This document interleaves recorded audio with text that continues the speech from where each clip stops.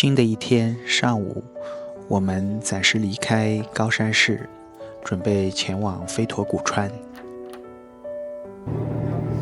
飞陀古川在高山的北边，坐 JR 过去大概20分钟。列车一离开市区，视野就一下子打开了，田野、河流，还有远处连成一线的群山。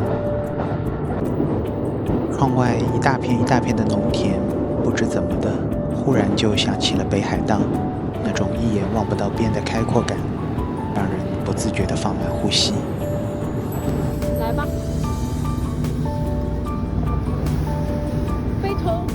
飞陀古川站可能是我见过的最安静的站前广场，一来到这里就感觉时间慢了下来。7年前我们也来过这里，那时候就记住了这座安静的小城，所以这一次几乎不用看地图，就顺着记忆里的方向往镇中心慢慢走去。没走几分钟就来到了记忆里的第一个地方——圆光寺。7年前也是从这里开始慢慢认识这座小城。它不算是很大的寺院，却有一种很安静很朴素的气质，和飞陀古川的节奏刚刚好。走进圆光寺，发现它和7年前一模一样，石阶、木门、庭院以及那口钟都没有变，只是我们已经走过了7年的时光，心里不免有些感慨。小城市真是安静又美。离开圆光寺，我们沿着路继续往西走，小城的街道依旧宁静，一切都像是慢慢铺开的画卷。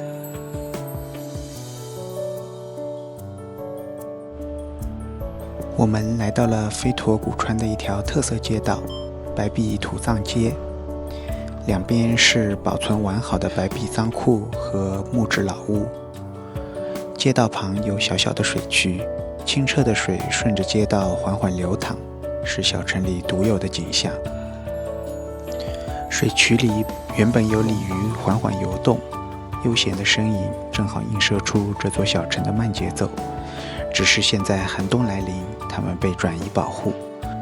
等到来年春天，它们又会回到水里，街道又会恢复熟悉的生机。白壁土葬街的另一边是标志性的白壁仓库，但眼前的这棵大银杏树，逐渐变黄的叶子几乎抢走了所有的风头。仓库默默地站在一边，像是欣赏着它的光彩。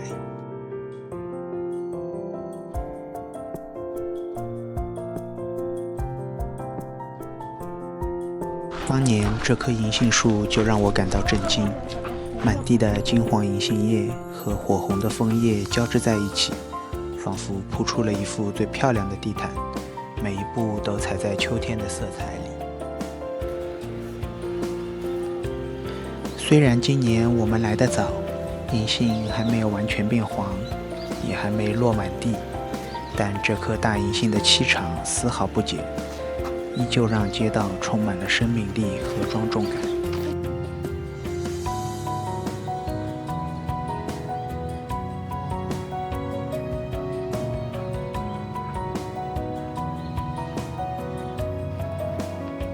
随后我们在这个小店小歇片刻，回忆起在七龙宿吃过的5平饼，在这里也买了一块尝尝。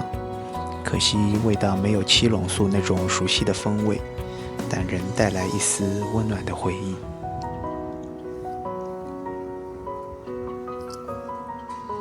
眼前这个广场是飞陀古川的中心空间之一，平日这里很安静，只有行人闲走，风吹树叶的声音。但在春季古川季的时候，这个空地会成为人群汇聚、展示传统文化的临时中心。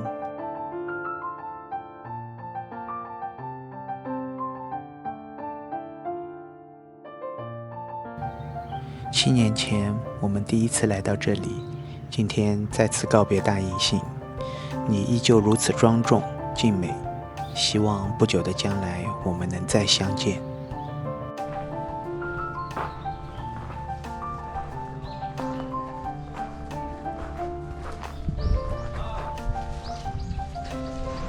沿着安静的街道向西走，我们慢慢向河边靠近。小城的宁静与冬日微凉的空气融为一体，每一步都让人不自觉地放慢脚步。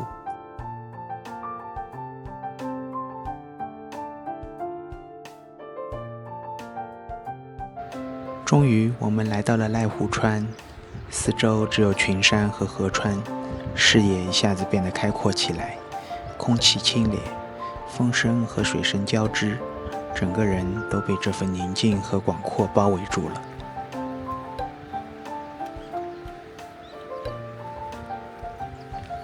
我们沿着河边走，不自觉地就会举起手机拍照，每一帧画面都像明信片般美丽，忍不住想记录下来。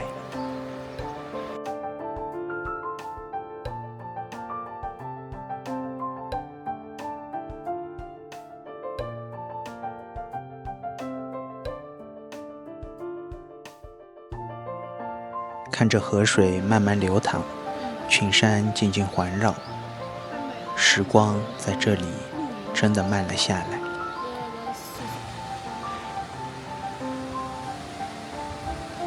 这个转角静谧而温柔，秋意的大树伸展枝叶，仿佛轻轻拥抱着缓缓流动的河水，让人的心也跟着宁静下来。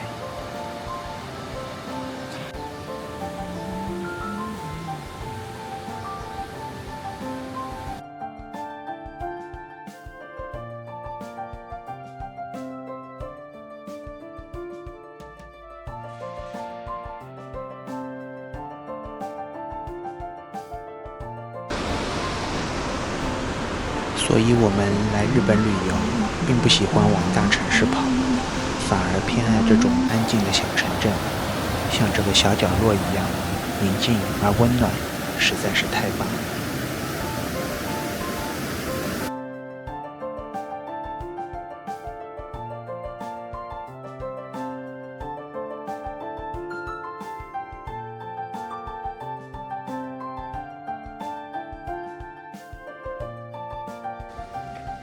这里是朝光山真宗寺，一座历史悠久的净土真宗寺庙，木质建筑和周围的自然景色融为一体。这座寺庙也是古川传统三寺参拜活动中的重要一站。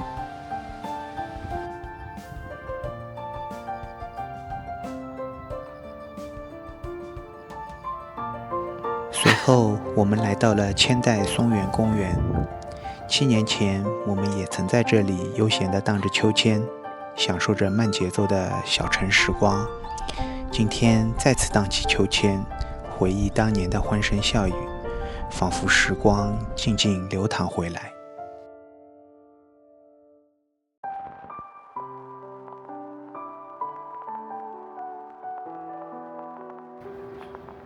走到桥上，看着下面静静流淌的河水，我不由得感叹，飞托古川真是一个慢节奏的宝藏小镇。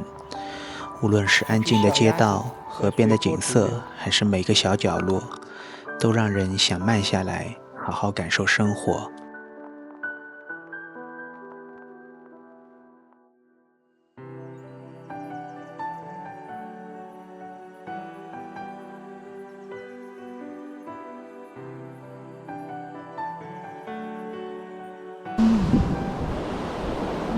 漫步结束，我们沿街道慢慢往回走，准备享用午餐。今天的午餐地点就在刚刚大银杏旁边的福泉寺荞麦面，想想就让人期待这份地道的美味。它这个汤汁是给的凉的，这是个冷的荞麦面然后面条很有嚼劲，很硬朗。的确手打的吗？对的，硬朗，但它不是生的感觉。我点的是一份飞驼牛手打荞麦面，然后汤汁很鲜美，加点辣，在冬天里面吃，感觉格外的合适。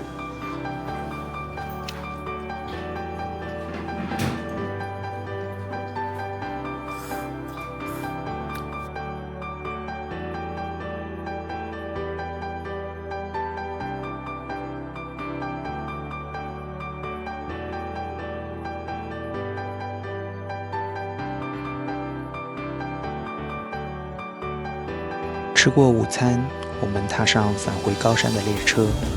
车窗外，微风吹动芦苇，轻轻摆动，就像在为我们的离开送上温柔的欢送。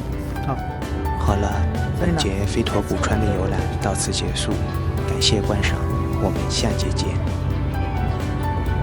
期待再次与您相